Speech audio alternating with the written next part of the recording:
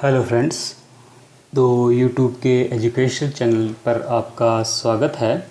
और हम इसमें बात कर रहे थे राजस्थान की झीलों के बारे में, जिसमें हमने लास्ट बात की थी मीठे पानी की झील में आना सागर झील के बारे में।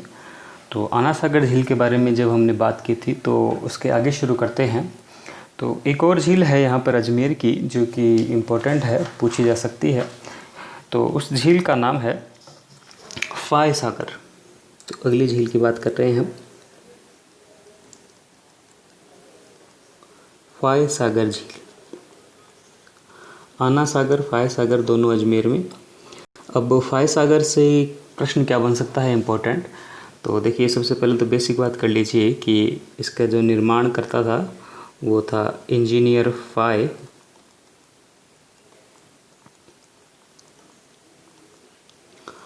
और इसका जो निर्माण काल था वो था 1891 से लेकर 92। और जो प्रश्न आएगा वो ये आ सकता है कि अकाल राहत कार्यों के समय इस झील का निर्माण किया गया था। तो मोस्ट इम्पोर्टेंट बात,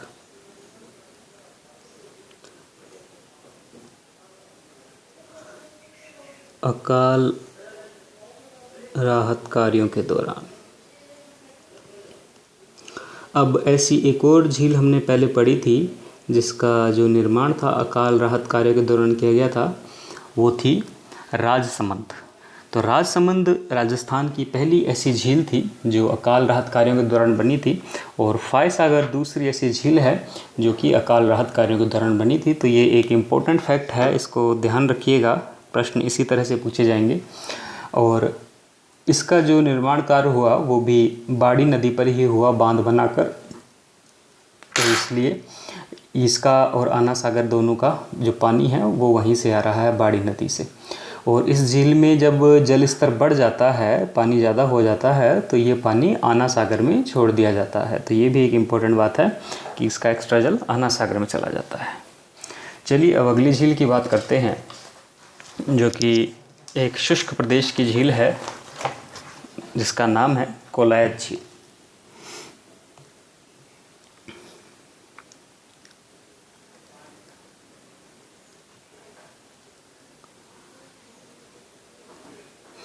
अब ये नीचे जो आप चित्र देख रहे हैं ये कोलायत झील का ही चित्र है।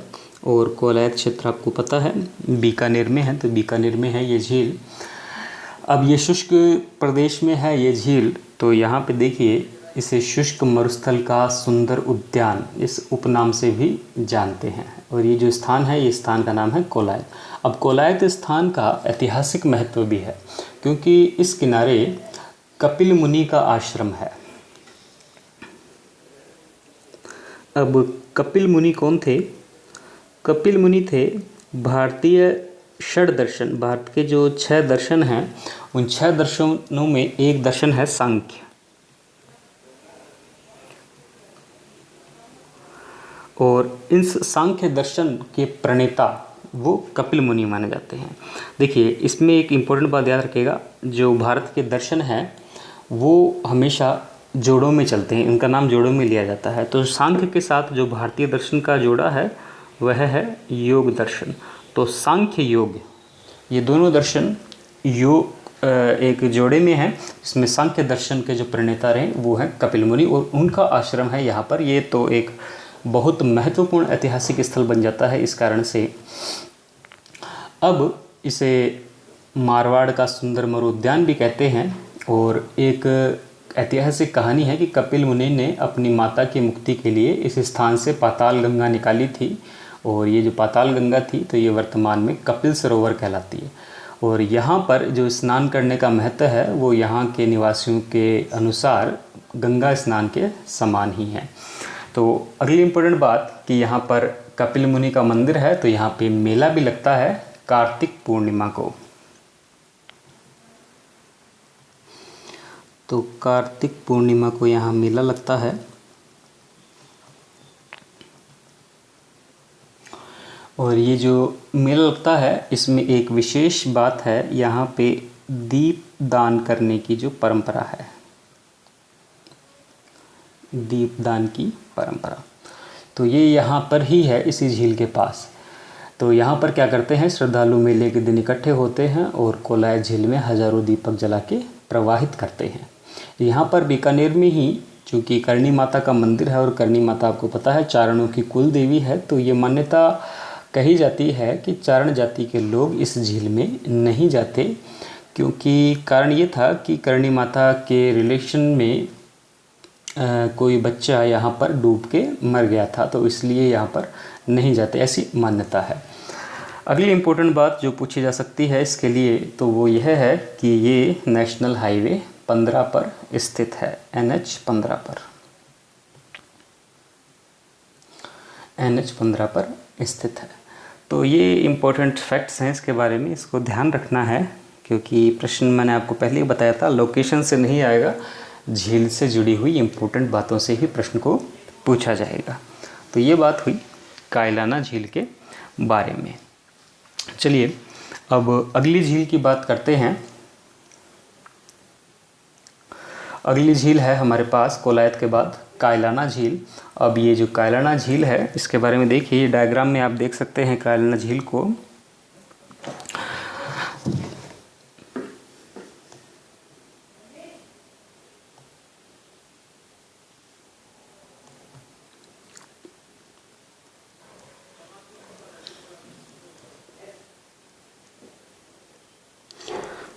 कायलाना झील स्थान है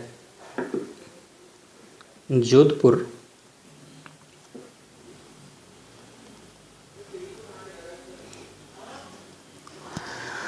अब इसके बारे में क्या इम्पोर्टेंट बात है तो ये देखते हैं कि जोधपुर में ये स्थित है और ये जो झील है वो 3 तरफ से पहाड़ियों से घिरी हुई है। हालांकि इस डायग्राम में आपको नहीं दिखाई देगा, एक तरफ कहीं दिखाई देगी।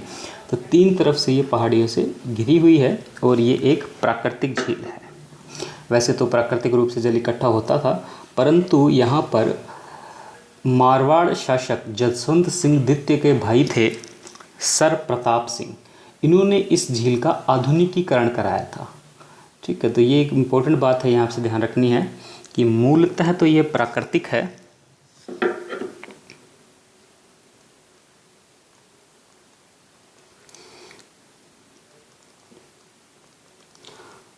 परंतु इसके अंदर आधुनिकीकरण का कार्य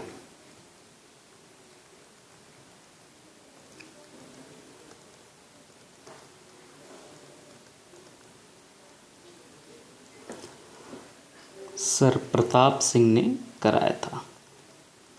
तो ये जो सर है यहाँ पर ये उपाधि है जो ब्रिटिश काल में दी जाती थी। अब इसमें अगली इम्पोर्टेंट बात कि इस झील के पास ही हमारा मचिया सफारी पार्क स्थित है, राजस्थान का प्रसिद्ध बॉटनिकल गार्डन कह सकते हैं इसको। इस झील के पास ही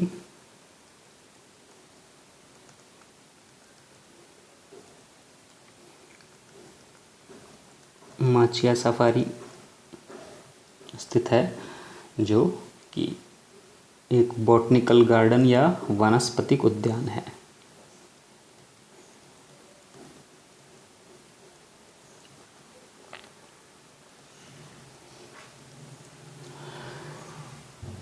और इस झील की एक और इम्पोर्टेंट बात है कि ये एक ऐसी झील है जिसमें इंदिरा गांधी नहर परियोजना का पानी डाला जाता है। ये काफ़ी इम्पोर्टेंट बात है, इसको ध्यान रखना है आपको, क्योंकि जब भी हम झीलों को पढ़ते हैं तो हम मुख्य उदयपुर की झीलों को या खारे पानी की प्रमुख झीलों को याद करके चले जाते हैं। ऐसी झीलों पर ध्यान नहीं देते जो बहुत बड़ी नहीं होती, परंतु इनसे जो फैक्ट जुड़े हुए हैं वो काफ़ी इम्पोर्टेंट है। तो सबसे इम्पोर्टेंट फैक्ट कि इंदिरा गांधी नहर का पानी इस झील में डाला जा रहा है। इस झील को स्थानीय लोग प्रताप सागर भी बुलाते हैं और ये जोधपुर में है, इसलिए जोधपुर ज़िले को ये पेयजल आपूर्ति करती है। अब इसमें एक बात और ध्यान रखना, ये जो इंदिरा गांधी नहर का पानी डाला जा रहा है उस लिफ्ट कैनाल का नाम क्या है? Rajiv Gandhi lift canal.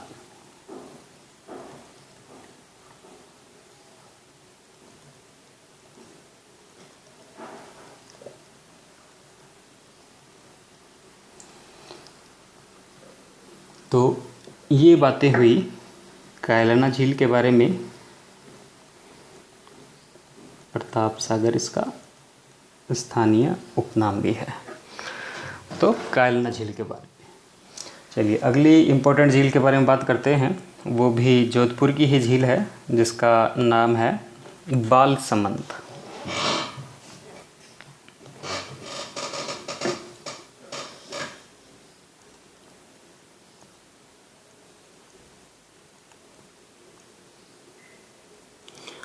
बालसमंद झील। अब इस झील के बारे में भी इम्पोर्टेंट फैक्ट्स, ये जो डायग्राम देख रहे हैं ये बालसमंद झील का ही है। हालांकि ये झीलें इतनी बड़ी नहीं हैं जो हम कर रहे हैं इस लेक्चर में।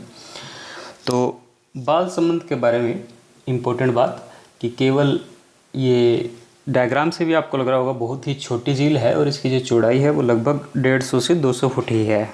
ठीक है, ये डायग्राम में भी आप देख सकते हैं केवल 150 से 200 फुट है और इसकी जो लंबाई है वो भी ज़्यादा नहीं है, लगभग 700-800 मीटर में फैली हुई ये एक झील है।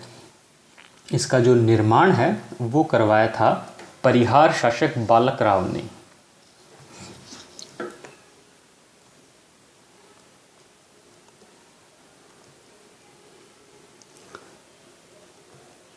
परिहार शासक बालक राव ने इसका निर्माण कराया था। पहली इम्पोर्टेंट बात। अगली इम्पोर्टेंट बात, ये जोधपुर का मंडोर स्थान है, वहाँ पर है ये झील।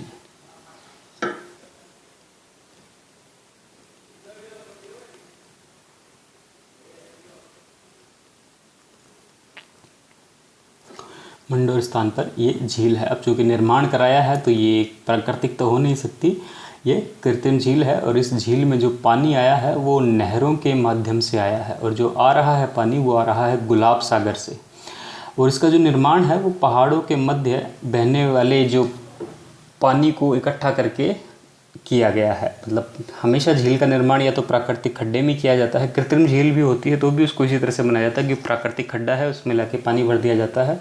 तो यहाँ भी आसपास के जो पहाड़ है वहाँ पे जो बरसात का जल आता है उसको नाले के माध्यम से पानी को यहाँ पे लाया जाता है।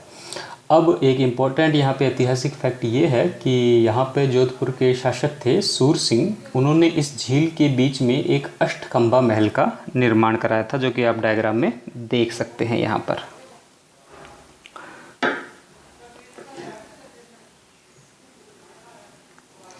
अष्टखंबा महल।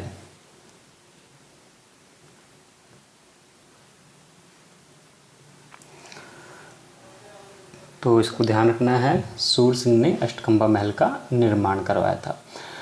अब इसमें एक और बात है कि इस झील का जो ऊपरी किनारा है वहाँ पे 12 दरी का निर्माण कराया गया है। अब ये जो 12 दरी है ये हमने पढ़ा था आना सागर में भी। और 12 दरी का मतलब क्या होता है, 12 खंभों से निर्मित एक संरचना। तो आना सागर में ऐसी 5 संरचनाएँ थी 12 दरी की, तो यहाँ पर एक 12 दरी स्थित है, इसको भी ध्यान रखना है। एक 12 दरी, तो ये निर्माण कराया है सूर सिंह के द्वारा। तो ये इंपॉर्टेंट बातें हैं, ध्यान रखना है। और इसके बाद ये जो महल है अष्टखंबा महल, यहाँ पर एक गार्डन है और उस गार्डन का नाम है जनाना बाग। और ये बनाया गया था रानी के लिए। तो बालसमंद झील के बारे में अष्टखंबा महल का फैक्ट इम्पोर्टेंट रहेगा आपके लिए, सूर सिंह का, और एक 12 दरी का, तो इसको ध्यान में रखना है। अब अगली इम्पोर्टेंट झील की बात करते हैं हम। उस झील का नाम है सिलिसेड।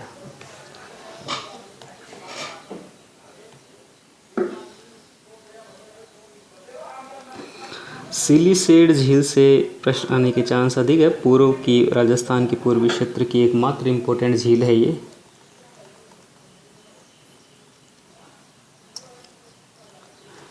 तो डायग्राम में आप देख सकते हैं काफ़ी बड़ी झील है। देखिए डायग्राम इसलिए बनाए जा रहे हैं ताकि आपको झीलों का एक चित्र दिमाग में रह जाए, इस चित्र को देखकर आप झील को पहचान सकें। तो चित्र में ही लग रहा है कि काफ़ी बड़ी झील है। ये जो झील है ये अलवर में स्थित है और यहाँ पर ही इससे कुछ ही किलोमीटर दूर पर फेमस सरिस्का अभ्यारण्य भी है। तो आप जब भी कभी घूमने जाएंगे तो ये एक ही रोड पे सरिस्का अभ्यारण्य और सिलीसीड झील दोनों आती है। सरिस्का अभ्यारण्य भी यहीं पर है। अब बड़ी कितनी है कि आपको देखने में लग रहा होगा कि लगभग 10 से 12 वर्ग किलोमीटर में फैली हुई झील है और ये पूर्वी राजस्थान की सबसे सुंदर झील कहलाती है। इसलिए इसे राजस्थान का नंदन कानन भी कहते हैं।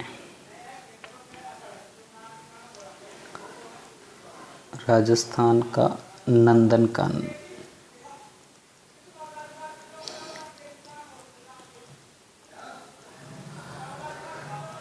और इस झील के किनारे अलवर के जो राजा थे विनय सिंह, उन्होंने अपनी महारानी के लिए यहाँ एक शाही महल का निर्माण कराया था जो कि 6 मंजिला है। और वहाँ पे फ़िलहाल होटल बनी हुई है जो होटल लेक पैलेस के नाम से जाना जाता है। तो ये जो चित्र खींचा गया है झील का, ये होटल लेक पैलेस से ही लिया गया है। तो इस फैक्ट को भी ध्यान रखेंगे।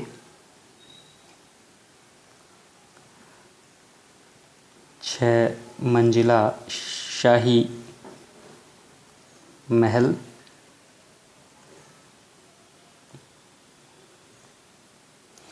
निर्माण करता है राजा विनय सिंह।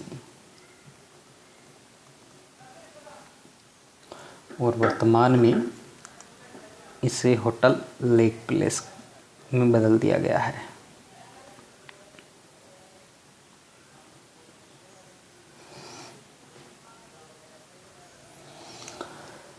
ये झील, एक इम्पोर्टेंट फैक्ट, यहाँ पर मत्स्य पालन भी होता है। इसके लिए भी ये झील प्रसिद्ध है। और यहाँ पे आप जब घूमने जाएंगे तो यहाँ पे नौकायन की सुविधा भी आपको मिल जाएगी। पर इम्पोर्टेंट फैक्ट ये है कि ये मत्स्य पालन के लिए प्रसिद्ध है।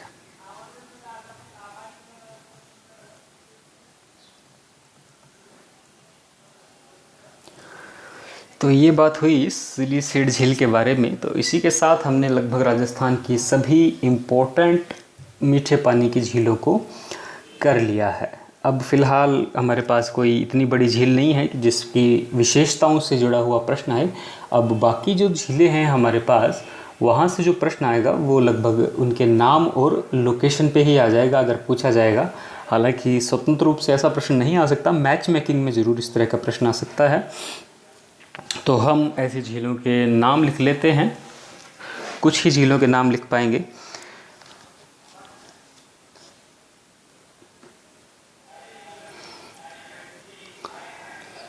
चलिए, सबसे पहले इन झीलों के नाम लिख लेते हैं जो कि नाम से पूछी जा सकती हैं। तो पहली झील ध्यान रखेंगे आप,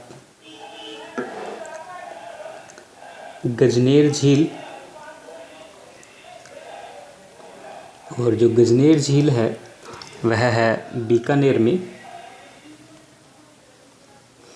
और इसकी खास बात यह है कि इसका जो पानी है वो बहुत ज़्यादा साफ़ है, इसलिए इसे पानी का शुद्ध दर्पण भी कहा जाता है। पानी का शुद्ध दर्पण।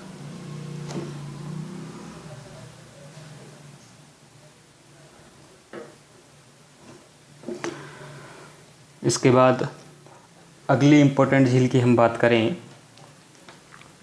तो वह है हमारे पास कनक सागर झील। और ये जो कनक सागर झील है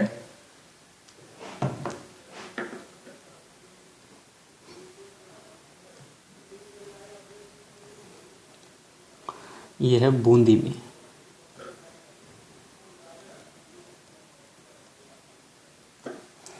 कनक सागर झील है बूंदी में। इसके बाद एक और इम्पोर्टेंट झील जिसके नाम से पूछा जा सकता है, गैव सागर।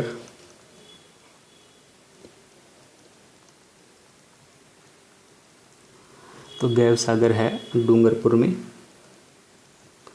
ये तो इस तरह के प्रश्न मैं आपको बता रहा हूँ, या तो मैच मेकिंग में ज़्यादा आ सकते हैं। एक तरफ जिलों के नाम, एक तरफ झीलों के नाम, और उनका मैच मेक करना हो जब। अगला नाम है नंद समंद। नंद समंद, राज समंद, इस तरह से याद रहेगा आपको।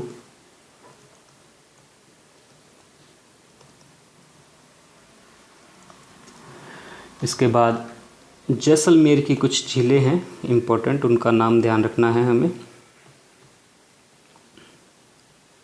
जैसलमेर में 3 इम्पोर्टेंट झीलों का नाम याद रखना है। एक तो बुझ झील, ये हमने नदी में भी देखा था इस झील को। दूसरी अमर सागर, अमर सागर का नाम आप कई जगह पढ़ेंगे। और तीसरी गढ़ीसर।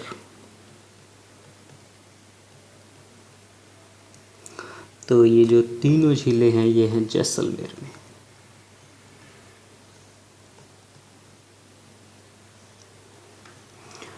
इसके अलावा अगली इम्पोर्टेंट जो झील है तालाबशाही,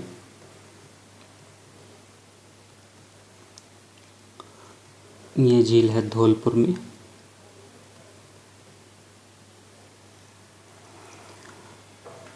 पन्ना शाह,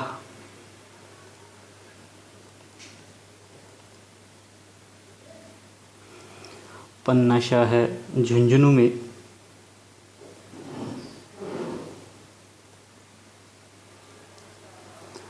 और मोती झील,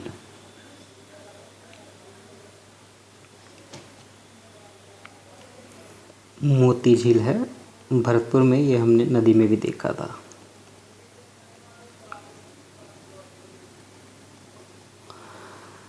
यहाँ पे एक इम्पोर्टेंट फैक्ट पन्ना शाह के बारे में ध्यान रखना है कि ये जो झुंझुनू में है, खेतड़ी पर है। पन्ना शाह तालाब के नाम से ये प्रसिद्ध है और ये वही स्थान है जहाँ पे स्वामी विवेकानंद जी को ठहराया गया था। यहाँ पे खेतड़ी के महाराजा अजीत सिंह जी थे जिन्होंने विवेकानंद जी को यहाँ पे ठहराया था। तो ये एक ऐतिहासिक महत्व है, तो ये इसका हमें ध्यान रखना है।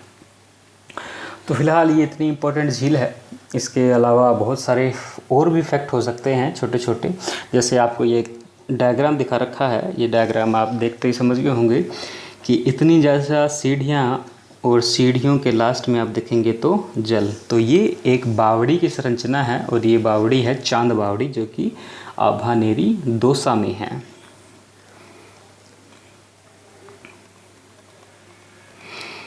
तो सबसे प्रसिद्ध बावड़ी है ये राजस्थान की। इसमें ऐसे कहा जाता है कि आप अगर किसी एक स्थान से उतर गए तो उसी जगह से, सेम जगह से आप वापस ऊपर नहीं जा सकते। इतनी भूल भुलैया सीढ़ियाँ हैं यहाँ पर कि जिस रास्ते से एक बार उतर गए उस सेम रास्ते से आप ऊपर नहीं जा सकते। ठीक है, इसके बाद जो चांद बावड़ी की बात हो गई, इसके बाद सबसे ज़्यादा बावड़ियाँ किस शहर में हैं, तो उसके लिए प्रसिद्ध है बूंदी। बूंदी को बावड़ियों का शहर कहा जाता है।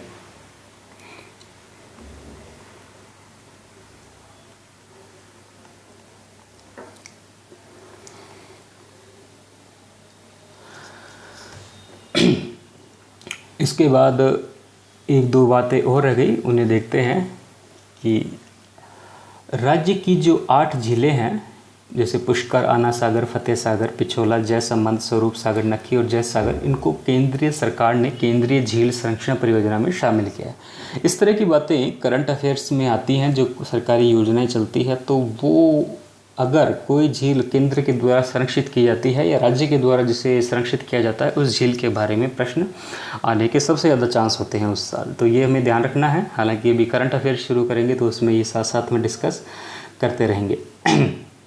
और इस तरह से अगर प्रश्न आता है कि राज्य की ऐसी झील जो हिल स्टेशन पर है, तो हमें पता ही है केवल माउंट आबू है ऐसा स्थान जो हिल स्टेशन है, और वहाँ पर जो झील है वह है नक्की झील। और राजस्थान का जो उदयपुर ज़िला है वहाँ से सर्वाधिक झीलें स्थित हैं, इसीलिए उसे झीलों की नगरी भी कहते हैं। इसके बाद हम बात करें कि यहाँ पर एक चोपड़ा झील जरूर आती है। वो संत संप्रदाय में हम देखेंगे कि संत मावजी ने 5 ग्रंथ लिखे थे जो चोपड़ा कहलाते हैं, तो वो चोपड़ा नामक झील पे ही लिखे थे जो कि पाली में है। तो इस तरह के बहुत सारे जो प्रश्न हैं मैं आपको जो टेस्ट पेपर दूंगा उसमें सॉल्व करवा दूंगा। फिलहाल आप मिनिमम इतनी झीलों के नाम याद रखिए जिनसे प्रश्न आने के सर्वाधिक चांस होते हैं, और आप इतनी झीलों के नाम याद रख लेंगे तो आपका काम मैच मेकिंग में चल जाएगा और प्रश्न झीलों से हल हो जाएंगे। तो आज के लेक्चर में हम झीलों को यहीं समाप्त करते हैं, अगले लेक्चर में नई बात करेंगे। तब तक के लिए थैंक यू।